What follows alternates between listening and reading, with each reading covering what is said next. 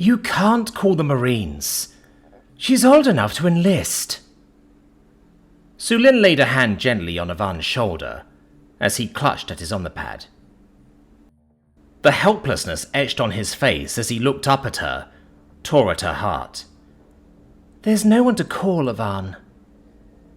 She'll come to her senses. Across the room, Severland scowled at her drink. She's got to. A life in the Marines. We'll get a call from her, or she'll just go back to class, and we won't hear anything more about it. You'll see. Ivan set down the omnipad and pulled away from Sulin, settling himself on the edge of the couch wordlessly, looking away from both his wives. Severland caught the look that Sulin shot at her. Her words weren't helping. This is all just about me looking after our family. It's about my taking steps over this Warwick business. Sever took another pull from her drink, trying to moderate the situation, but it wasn't just getting out of hand now. It was out of her hands entirely. It made her feel helpless. Can you believe all of this over this Warwick? A jumped up. Ivan looked up, then, pulling one of the cushions to him and plumping it slowly, holding it almost like a shield. Sever, I'm going to say something, and I want you to promise you'll hear me out. Please. Severland set her drink down and moved over to sit across from them, offering a hesitant smile. Of course, dear, of course. I've been thinking, and we've heard everything you've both said. Ivan looked at Sulin, then back at her, and held the pillow a bit tighter. We think that maybe this isn't Professor Warwick's fault. What do you mean, not his fault? She reared back in her chair. Please, Sever. You promised to hear me out. Please. Chastened, she nodded and settled down in her seat.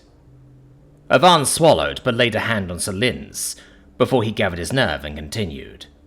I think that maybe this is about us. That maybe this has been coming for a long time. That can't be! Severland shook her head dismissively, looking away from them both. All of this only started when she got around that... All right, I'll say it. That's human. That's when things started. I think it's just because she's older now. She came home this year with ideas of her own. That's what started the fighting. She's decided what she wants to do with her life. Sever, she's tried telling us what she's passionate about. Do with her life? You call that doing something with your life? She done a fraction of what we do. How's that going to attract a husband from the right family and with real connections? Severland was up and pacing before Ivan could say anything more. Sulin and I will tell you, it's competitive. The next thing you know, she might come home saying she only wants to be an only wife, or whatever other ridiculous thing comes out of his mouth. We've taught her traditional... Severland looked back, and the words froze in her throat as she saw her shake her head. Their husband was looking at them both, tears in his eyes. I don't care about traditional Shovanti values. I don't care if she doesn't earn as much as she could. I care about keeping our family together. We're chasing away our daughter. We're losing her. And all you can do is go on about her ideas? Sulin, you don't say a word, but you're doing it too. Watching as Sulin wrapped an arm around Ivan, she slipped from her chair to kneel in front of her husband imploringly. You know I love her. You know that. I'm just trying to give her the best life we can. You can see that, can't you? I think maybe the best life we can give her is letting her choose the life she wants. Maybe Professor Warwick is only talking to her like an adult. The way we ought to be. Because she is now. Ivan shook his head, the tears falling faster now. When she takes the oath, she'll be a Marine. Carried off to goddess only knows where. She could be killed. We may never see her again. Severland felt herself go pale and glanced over to her There was no comfort there. The room chimed, and Sever drew herself up, heading to the door with a feeling of calm coming back over her. There! I told you she'd come to her senses. Avan rose behind Sulin, brushing away the tears. Sever, just please. Sever reached the door but looked back at them. She grimaced once but nodded, opening the door. Saphir stood framed in the doorway, holding herself erect. Just behind, leaning heavily on his cane, was Professor Warwick. Well... Sever looked lost for words. Mothers? Father? Saphir raised her chin, but she spoke quietly as she looked at them.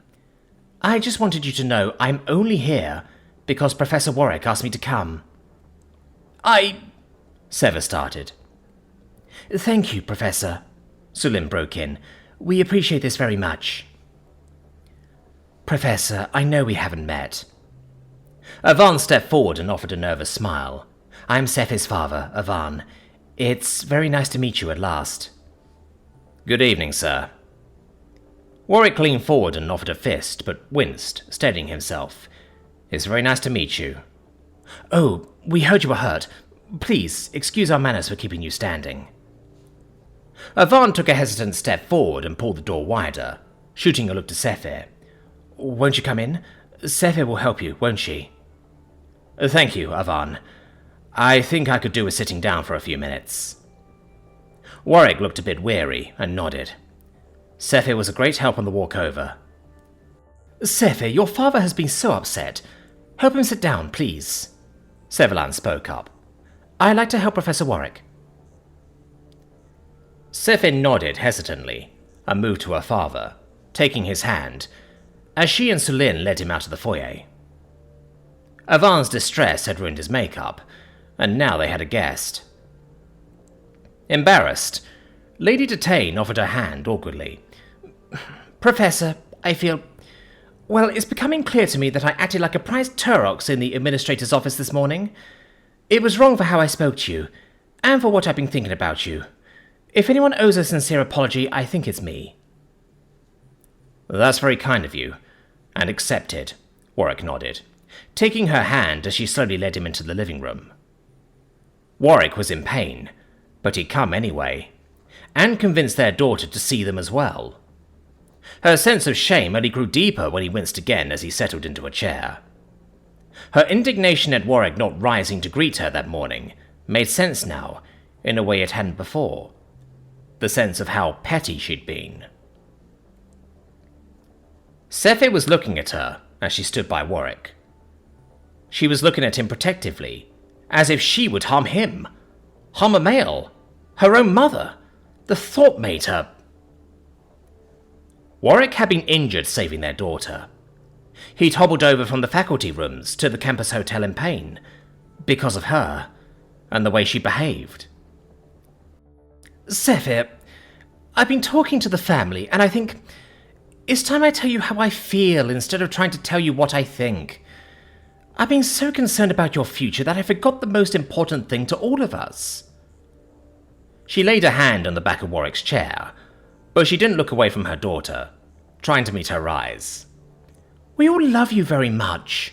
I love you, and I think I've been so busy trying to pave the way for the woman I saw you could be, I guess I wasn't seeing the woman you've already become. I'd like to talk to you about that, Sephir said. She sat at her father's side, her silver locks just like his. She took her father's hand, looking at each of them. I mean, really talk with you, please? We'd like that, Sulin said, and she nodded in agreement with her co. Professor Warwick, the hotel comes stocked with tea. Would you care for some? Avan squeezed their daughter's hand, then nodded to the sideboard. You've had a long walk. Would you care to stay? Please? Some tea sounds very nice, Warwick nodded. Wonderful. Avan pulled out another cup and offered him a smile. It's dark plover.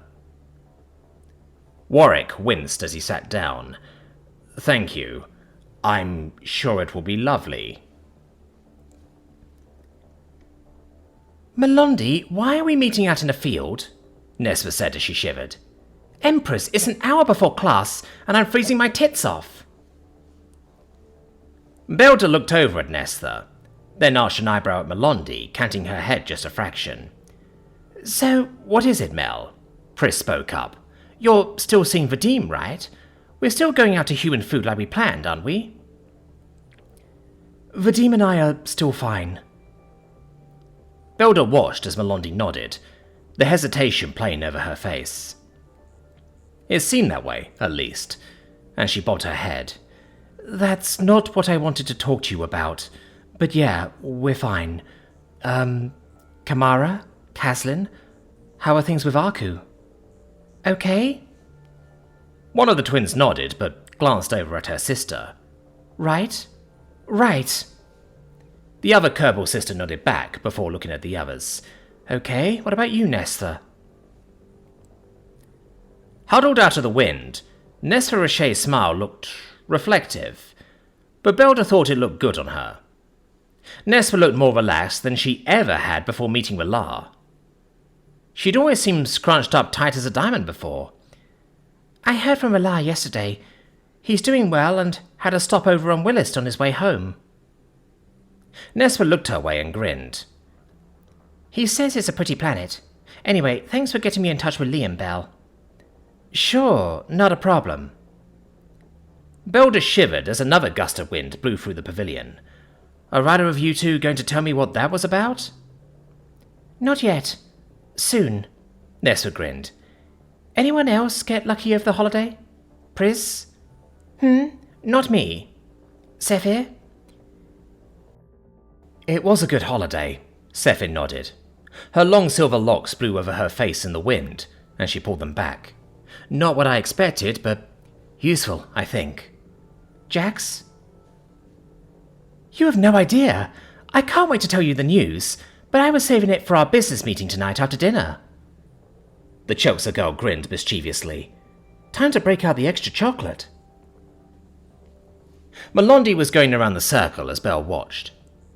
She was running out of room as she asked everyone, and everyone gave their story, but she was running out of people. Let's see. I had a great time with my sisters. I saw some friends back home, you know. Letzi shot a curious look over at Lark. Anyway, I'm dying to get to work on the vlog. What's this big story you've hinted at all week? Well, I've had to keep my mouth shut until now. Lark looked ready to burst, but she nodded emphatically over at Melondi. But someone needs to tell you instead of me, at least right now. Right, Mel? Melondi looked pinned to the bench, and Desi put a hand on hers, nodding. She sighed, drew another deep breath. All right, it's like this. Shit! Kalira? Goddess, this means you could be our empress! It's Melondi. It has to be Melondi. And right now I'm just trying to stay alive and graduate. I don't even want to think about anything past that. She looked at them all pensively. I'm not too sure about the first bit yet, and I need your help. All of you, please? The chorus of nods and affirmation brought a look of relief over her, and Desi grinned at her friend, preening a bit. Told you so. Best advice ever. So anyway, that's why you all needed to know. I didn't want to hide it from any of you. So that's everyone from our class, except Asala. You just have to keep it to yourselves, Melondi excelled. It's just like the chocolate. No one talks about it. And the professors know? Nespa still looked like she was in shock. I mean, shit. The professor killed her in the library with a knife? Professor Warwick does. Professor Pelavon doesn't have a clue. And it was a sword, not a knife, Mel said slowly, before getting to the point. Anyway, so the plan is that with my cousin back on Chill, she's going to come and visit with her family. The news is still all about my niece, Satora, but even so, the Admiral made the news. A lot of parents are asking questions, even if it isn't the big story, but my sister and her family are going to be kept busy until she's found. I have a lead, but I'm kind of on my own looking into this business, for now. You mean you were on your own? You aren't now, Jack said. Goddess, we'd do it as your friends even if you weren't our princess. So, the warrant? You're the one? Yep, that was me, Melondi shrugged, looking sheepishly over at Jax, who only grinned, irreverently. Well, thanks. Jax bobbed her head. You really made a difference in my vacation. I don't know if I could take not telling you all after this. Melondi started apologizing again, and Desi elbowed her, gently. Well, I don't think I could take any more bad news, Pris said, looking as unflappable as ever. This doesn't count, but at least we know what's going on now, at least part of it. How about some good news then? Desi grinned and cast a searching look at Melondi, who nodded. You remember when I went away for a couple of days? That was sort of about my parents. It's a long story, and believe it or not, it isn't important, but I kind of lost them. Desi hurried on as the girls all looked at her in alarm, certain she'd just suffered a terrible calamity. I swear, that's not the important bit. The professors? They're getting married. Goddess, what else can happen over a week's vacation? Lark shook her head. Well, that's the good bit. I was adopted 3 days ago. Desi grinned triumphantly at them all. My name is now Deshin Pelavon. Mel wrapped her arm around Desi and pulled her tight, and the girls crowded in, taking their turns. The shock of one moment's disaster saved by the next. Everyone congratulated her, then stood around, speechless. So, now we just need to get to class. Elder broke the silence. I mean, unless there's something else. I guess this just means one thing, Jack said with a smile. You have to be kidding. Lexi stared at her. Gracious goddess, I don't think I can take another surprise. Not a surprise. Jax jumped up from her bench and looked at them all with a cheesy grin on her face. We have to buy them a wedding gift. We could just pull our allowances, Melondi offered. First, I don't even want to think about your allowance. Jack stared at Mel dryly for a moment, then grinned again. Second, learn to use other people's money. We won't know if the calendar is going to work for weeks, and it doesn't feel right dipping into the silk profits yet. Let's just have another fundraiser by the Shilvanti Bikini team. Ganya sat behind her desk and looked at her Rebecca juice thoughtfully after closing the call. The conversation with Severlander Tain had been everything she hadn't expected. The woman had been polite, apologetic, and expressed her appreciation to Ganya while effusively praising Warwick. Even if she didn't exactly say why. It was nice to know there were still nice little surprises. The office comm chimed, and she hit the key on her desk Omni. Yes, Pelly? You have a call, Head Administrator. There's a lady, Caledon Havler, on line 2, Pelly said tautly. She says she's the communications officer for the Imperial Palace.